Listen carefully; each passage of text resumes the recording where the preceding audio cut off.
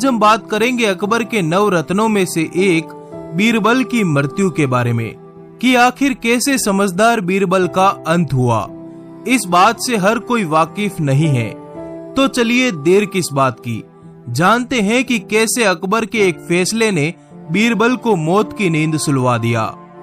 बीरबल ने अपनी महारत से अकबर पर ऐसा जादू कर दिया कि अकबर ने उन्हें अपने दरबार में वजीर का भी ओहदा दे दिया था। हालांकि बात यही नहीं रुकी। माना जाता है कि अकबर ने बीरबल को वजीर से राजा बनाने का फैसला भी कर लिया था। इसी के तहत अकबर ने बीरबल को खूब सारा सोना, सेना और कांगड़ा में विशाल जागीरें दे दी, जिसके बाद लोगों ने बीरबल को राजा बीरबल कहना शुरू कर दिया। इसी समय अफगानिस्तान के बाजोर में कुछ लोग अपनी ताकत से वहां के लोगों को लूट रहे थे। लोग इस जबरन वसूली से बहुत ही ज्यादा परेशान हो चुके थे। आबादियां वीरान हो रही थी, हजारों लोगों का सामूहिक पलायन होना शुरू हो गया। ऐसी स्थिति में अकबर ने अपने अहम सिपहसालार जैन खान कोका को अफगानिस्तान में शांति करने के लिए चुना। वह मुगल सेना का एक प्रमुख सैनिक था। जैन खान युद्ध का साजो सामान लेकर अफगान के इस कठिन इलाके की ओर निकल पड़ा। अफगान जाने का रास्ता जंगल पहाड़ियों से होकर गुजरता था, जिसके बारे में सेना के किसी भी इंसान को जानकारी नहीं थी। हालांकि नदियों, पहाड़ों और जंगलों को लांघते हुए मुगल सेना अफगान के उस इलाके में पहुंची जहां इनका मुकाबला अफगान के यूसुफ अजई नाम के ताकतवर कबीले के साथ होना था। ऐसा कहा जाता है कि जब अफगानों के साथ युद्ध होता था तो वो बड़ी बहादुरी के साथ लड़ते थे। इनके लिए पहाड़ों पर चढ़ना दाएं हाथ का खेल होता था। वह लोग पेड़ों पर चढ़ने में भी माहिर थे, मगर मुगल सेना इन सब बातों से अनजान थी। हालांकि फिर भी उन्होंने जंग शुरू की। अफगानी सेना सामने से मुकाबला नहीं कर रही थी, वह गुरिल्ला युद्ध की तरह मुगल सेना से लड़ते रहे। इसका खामियाजा मुगल सेना को उठाना पड़ा और उनका काफी नुकसान भी हुआ। मुगल सेना पहाड़ों की चढ़ाई करते हुए थक चुकी थी। उनका राशन पानी भी खत्म होने लगा था, जिससे आगे बढ़ने में कठिनाई हो रही थी। अफगान सेना से लड़ना उनकी उम्मीद से कहीं ज्यादा मुश्किल था। कहते हैं कि मुगल तकरीबन यह जंग हार ही चुके थे। तभी जैन खान कोका ने एक चाल चली। धारणाओं की माने तो जैन खान ने अकबर को एक झूठी चिट्ठी लिखी। उस चिट्ठी में उसने कहा कि वह लगभग जंग जीत चुका है और अफगान को पूरी तरह से पाने के लिए उसे थोड़ी सी और सेना की जरूरत है। इसके बाद वह दूसरी टुकड़ी के आने के इंतजार में गहरी घाटियों में जाकर बैठ गया।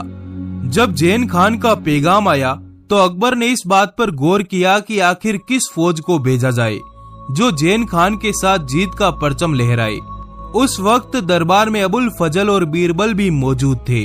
कहते हैं कि अबुल फजल ने इस युद्ध में जाने की इच्छा जताई तो अकबर ने उसे साफ मना कर दिया। हालांकि जब अकबर से बीरबल ने जैन खान की सहायता हेतु जाने की आज्ञा मांगी तो अकबर तुरंत तैयार हो गया। तब बीरबल को सेनापति नियुक्त किया गया और 8000 की फौज के साथ अफगान रवाना कर दिया गया। बीरबल अक्लमंद व्यक्ति तो थे, मगर उनको युद्ध नीतियों के बारे में महारत हासिल नहीं थी।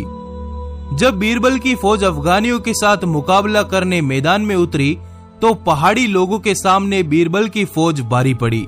मुगलों की फौज ने कई सारे अफगानियों को मार गिराया। हालांकि लड़ते लड़ते अंधेरा हो गया, जिसके कारण युद्ध पर विराम लगाना पड़ा। इसके बाद बीरबल अपनी सेना के साथ अगले दिन की लड़ाई की रणनीति बनाने लगे।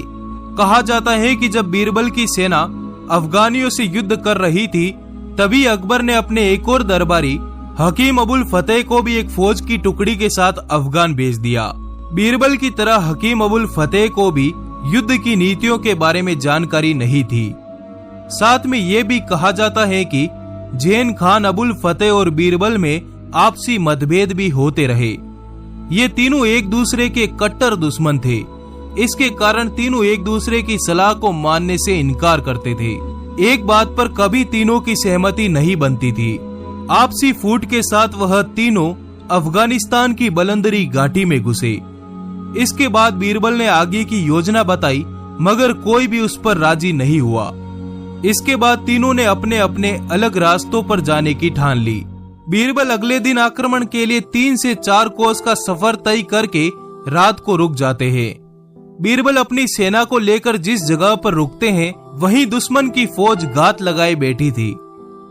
रात के अंधेरों में अचानक अफगान की फौज ने बीरबल की सेना को चारों ओर से घेर लिया और उन पर पत्थर और तीर बरसाने शुरू कर दिए। घबराहट के मारे सेना और जानवर तीतर बीतर हो गए, जिससे सेना में भगदड़ मच गई। रात के इस अंधेरे में जो जहां भाग पाया भाग गया। इससे कई सारे सैनिकों की मौत हो गई। बीरबल ने भी कोशिश की थी इससे बचने की, मगर तब तक अफगानी सेना ने उनको तीरों से तार तार कर दिया। कोई मदद न मिल पाने के कारण वहीं पर बीरबल की मौत हो गई। कहा जाता है कि लाशों के अंबार में बीरबल की लाश का भी कुछ पता न चला और बीरबल का उनके धर्म के अनुसार क्रियाक्रम भी नहीं हो सका। अकबर को बीरबल की मौत से बहुत बड़ा झटका लगा। हर कोई हैरान था यह जानकर कि बीरबल जैसा कोई विद्वान ऐसे कैसे मारा गया। इसके साथ ही एक महान बीरबल का अंत हो गया। बीरबल की मौत इस प्रकार होगी ऐसा किसी ने नहीं सोचा था। हालांकि किस्मत के आगे किसी की नहीं चलती।